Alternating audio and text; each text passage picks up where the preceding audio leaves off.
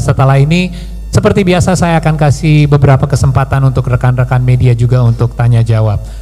John, thank you for your opening remarks, and again, welcome to Indonesia. So I'd first like to start off by, you mentioned obviously Concept, a place that is known for passion, but not only as a place where you originated, but your experience have brought you to various parts around the world, New Zealand, obviously Canada.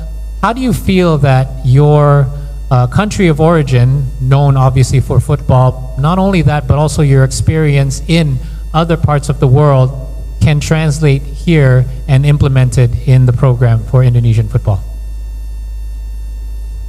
Yeah, I think firstly, the experience of adapting to different cultures, football cultures, social cultures, it's part of the experience of living, understanding, breathing the culture.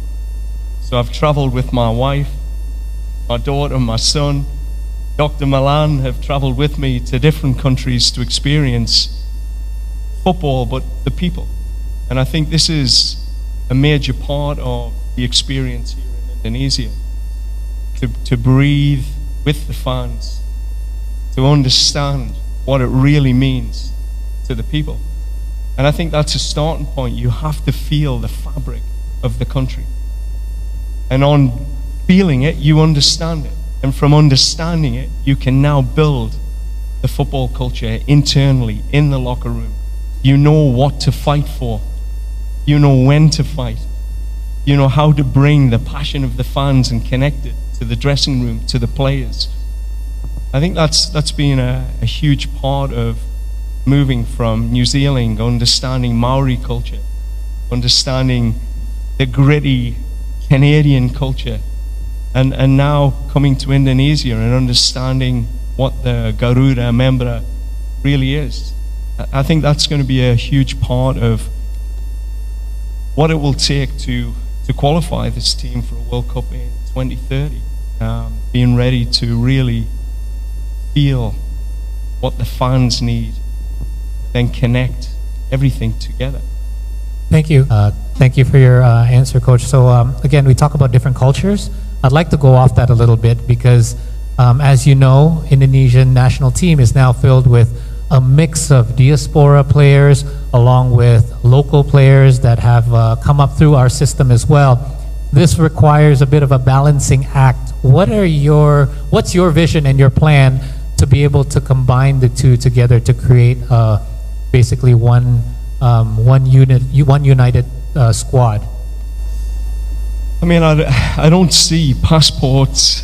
I see people. I see opportunity. I think that's the most important thing in a culture, is to accept that our diversity will be our biggest strength. And if we choose it to be a weakness, it will be a weakness. But that won't be the choice this group of men will make during this journey. In my time in Canada, we lived in a melting pot of diverse populations, immigrants who came to that country, and with it, in one locker room, Jamaican, South American, European, Serbian, Scottish, English. The most important thing was the clarity of our vision, and the clarity of the vision never faltered. We were collectively responsible to take this jersey, and no different here in Indonesia. We are a privileged group of people that get to wear the Indonesian jersey, to wear that flag. And with that, we have a very short period of time to do something with it. We committed to history, to make history. We committed to leaving legacy for the next generation to believe that we are a football country. And when that clarity is so clear, you create an intent, an intensity, that passports do not matter. It's about the brotherhood, the people, and our commitment to a collective vision, which is shared by, speaking to the EXCO and President Toye, it's shared by the people here in Indonesia. This is what this country wants. It wants to become a global football country. It wants to be seen and respected on the world stage. And the only way you gain that respect is qualifying for a World Cup and winning on the world stage. Every man in that locker room will want that. It'll be my job to ensure that regardless of your passport, regardless of your heritage, we are here for one reason. Thank you, Coach. And perhaps one real quick one for me before I open it to the floor. Quick, short-term plan first, because obviously this is a bit of a long-term commitment, but what are a couple of your first steps that you would like to implement, both personally or for the national team? Yeah, I think short-term, it's always an assessment. You take the time to listen, to understand people's experiences of the last World Cup, my own tactical experience of evaluating that 2-year campaign, which came close, but it fell short.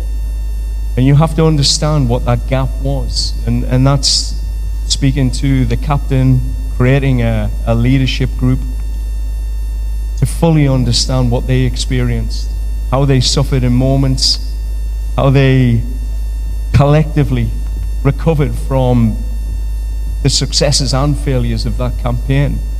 And then internally to look at the standards, the high performance systems and structures that underpin the team.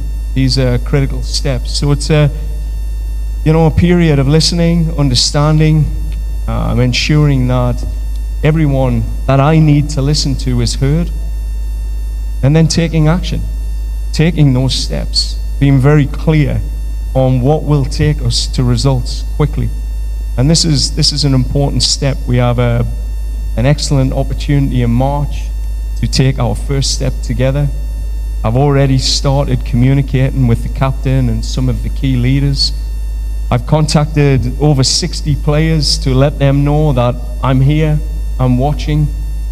And then it's building that team around the team, Dr. Milan, etc., who will support a raise in standards and bring the qualification habit that Indonesia has been missing.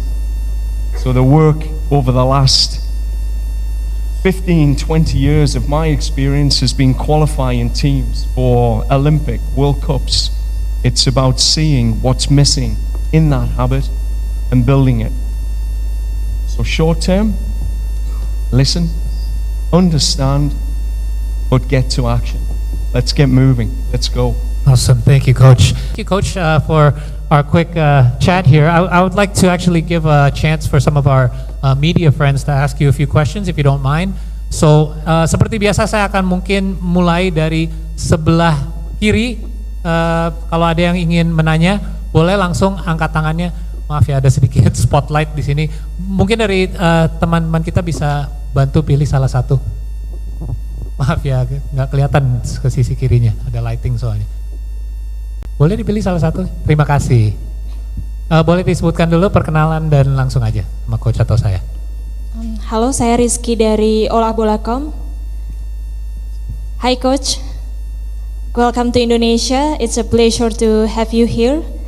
My question is, there were reports that you turned down offers from Honduras and Jamaica, two teams ranked higher and one of them still in contention for the World Cup, and in the end, you choose Indonesia.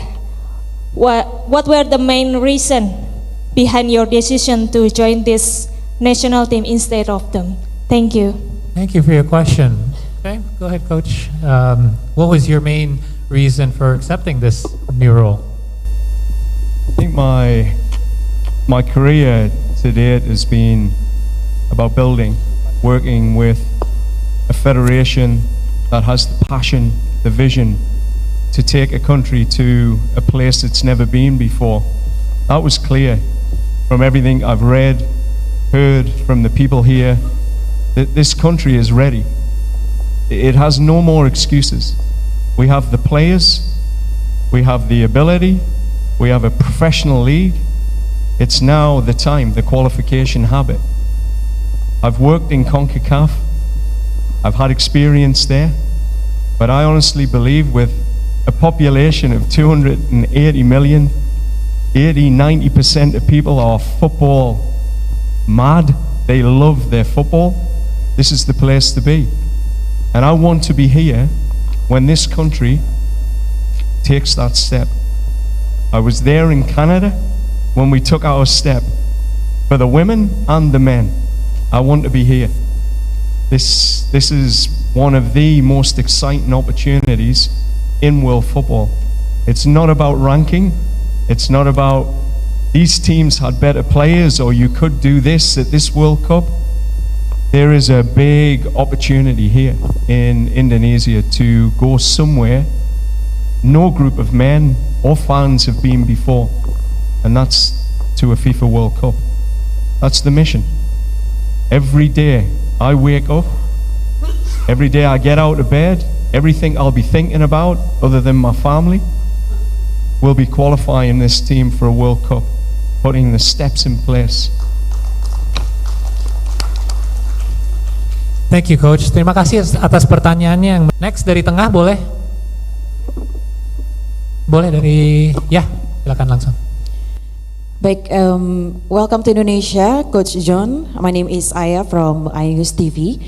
As you mentioned earlier that Indonesia has one of the biggest football fans, and we are all very passionate about football, obviously, and they all want the best for our national team, of course. My question is, with the dynamic that happened recently to our national team, are you mentally ready to get pressure from lots of fans, especially if there will be a negative results in the future? Thank you. Thank you for the question. So, yeah, there is pressure, obviously, considering what you mentioned earlier. We were close, but we did not succeed. So, are you prepared to face this pressure, especially from fans who do have high expectations? Yeah, I mean, that pressure is a privilege. You come to an organization, you lead a team, you carry the weight of a nation, and that weight can be a curse or it can be a gift. We'll definitely alchemize that into the gift for all of us. It will be a big opportunity that I will continue to share with the players, because I've lived the moment when a country stops and you qualify for the first time. I've lived that moment, so I understand it. So I can tell my players this pressure is a gift. We will listen to the fans, we will use their energy, and I would say to the fans, qualifying for a World Cup does not happen overnight. It took Canada 36 years to get there. For Indonesia, they took a big step, a huge step, recently. And we have to take the next step, and we will. So the commitment, the pressure is what will make us, what will be driving us to ensure that we deliver that moment for this country. That's why I came here. That opportunity is why I get out of bed every day. Thank you, Coach. Terima kasih atas pertanyaannya mengenai tekanan yang akan dihadapi oleh Coach Herdman. Geser ke sebelah kanan, boleh Mas yang angkat tangan duluan. Dan timnas senior, timnas U3 akan main, kemudian slot FIFA Match Day juga mungkin akan dimainkan oleh timnas senior. Bagaimana Coach membagi waktu sebagai pelatih timnas senior dan U23, terutama ketika Asian Games nanti? Terima kasih. Terima kasih Mas Adi atas pertanyaannya. I'll translate there's two questions here. This is Adi from bola.com. First thing is, outside of qualification for World Cup for 2030, prior to that, there are already two tournaments upcoming. First, the AFF 2026 and the Piala Asia 2027. These are two tournaments that are obviously quite big in the region as well. So the first question is, how do you plan on preparing for those two upcoming tournaments prior to World Cup qualification? And the second part of the question is in regards to the under-23s that will likely be headed for the Asian Games this coming September. How will you be balancing your time and commitment between the two? Yeah, I think if I answer the first question, I think the most important thing around the tournament is for some of these players, they haven't had tournament experience, like true tournament experience. They've had World Cup qualification campaigns. So for some of the new diaspora players, the naturalized players, they will need to experience a tournament format. And that's an exciting experience, and one that requires real expertise and discipline. So that'll be a new experience for them, and one that I genuinely believe, particularly the AFC tournament, we can be competitive at. And with the talent pool that we have, with the experience we'll put around the team of tournament formats, we have a good opportunity to push our levels and create some history with our achievements. I think that's important. We have to be ready to be brave to say that this group is talented. This is a talented group of players now, and with the right support and leadership, the AFC tournament, which I know how big that is, having participated in CONCACAF tournaments, it will be an exciting adventure for the players, but more importantly, one where we can showcase where we are at now and take those next steps as a country. The tournament in July, August will be different. It's difficult to bring back your tier 1, tier 2 players for those events because they have their club commitments. It's outside of a FIFA window. So this is why it's important to have a wider pool of players. And I think, the tournament in August, the Hyundai Cup, will be a good opportunity for me to understand the depth of the Indonesian player pool and to give opportunities to players that may not get the opportunity in March in the FIFA window or June the FIFA window, but to give opportunities to younger players, but a wider group of Indonesian players. So I think it's the way the tournaments are structured for a new coach, it's perfect. You get a chance to use the wider pool, which is similar to what we did in CONCACAF with the Gold Cup. We never had access to Alphonso Davies or Jonathan David for those tournaments. You had to use local players and use your wider pool, and you learn. You get to see players in that situation. And with the under-23s in Canada, again, part of my role was to program direct the 20s, 23s. The bridge to the national team is so important to ensure that we have consistency in our cultural framework, our tactical framework, because while success at those levels are important for us to celebrate the strength of our young players, they are a pathway to the national team. And we have to find ways to accelerate their ability to arrive in the national team ready. So working closely with our U20, U23 coaching staff, it will be important we have consistency in elements of philosophy, as I said, the culture framework, the tactical framework. And while there'll be differences, because every coach has their philosophy, Of course. there has to be similarities to ensure that players are ready. When they are called, they are ready to play. They're not thinking different system, different culture. They're ready to go because at international, the window is too short. Perfect. I think that answers both the questions. Terima kasih atas pertanyaannya mengenai turnamen yang akan mendatang, AFF juga. Dan rekan-rekan media dipersilakan untuk maju ke depan untuk mengambil gambar. Coach, if you please.